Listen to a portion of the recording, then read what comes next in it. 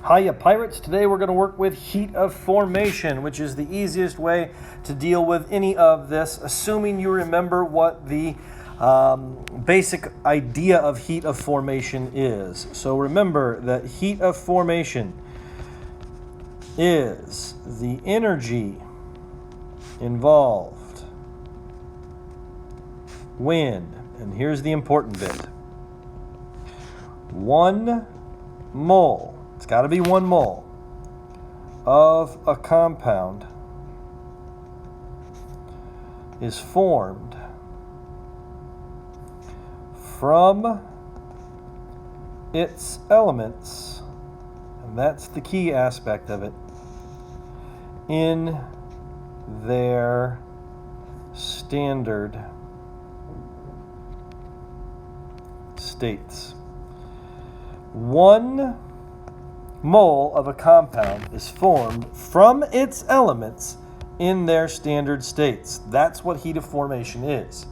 Now, why is this so particular? Because if you look at something like this, and I want to figure out what the heat of formation equation for this guy is, then what am I going to do? I'm going to form 1 mole of it. So I'm going to put my arrow, and I'm going to write NaHCO3, and that's going to be a solid. And I have to make this be 1. Regardless of any other factors, it has to be 1. Now, I have to then form it from its elements in their standard states. So consequently, what you have to do is you have to break down each individual component piece of this guy and make it be its element in its standard state. And if that means that you end up with fractions one way or the other, that's okay. So what do I need? I need a sodium. Okay, I can put a sodium over here. Then that's going to be a sodium that's a solid. That's 1 mole of sodium in its standard state. Now, I need hydrogen. Only 1 of them. But hydrogen, you'll remember, is diatomic, Honkelbrief. And by the way, it's a gas. But I only need 1 of them over here. So consequently, I got to cut this guy in half. I need half of a hydrogen gas in order to satisfy this NaHCO3 that is over here.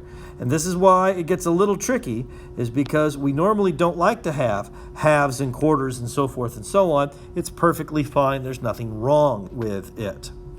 Next is carbon. Carbon exists just as carbon, like so. So that's fine.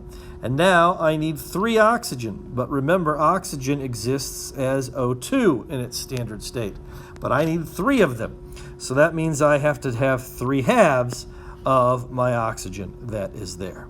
So consequently, when I'm all done with all of this, I have 1 sodium, so that I can go with my 1 sodium there. I have a half of a hydrogen, so that I can get 1 hydrogen that is here. I have 1 carbon, so that I can get my 1 carbon that's here. And I have 3 halves O2, so that I can get my 3 oxygen that is here. This is the equation for the heat of formation for 1 mole of the sodium bicarbonate that's over here. And again, why do we do it this way? Because if there's 1 of this, and this is some number, remember that the heat of formation of elements in their standard states are all 0. So that's a 0, that's a 0, that's a 0, and that's a 0. So whatever number we get when we go to do the calorimetry of investigation on this process, because all of these are a big goose egg, 0, then we can assign that 1 number to this guy here, which is why we can then tabulate that number for this substance. And if we do all of the substances here, then we can compare products to reactants and we can get our final answer.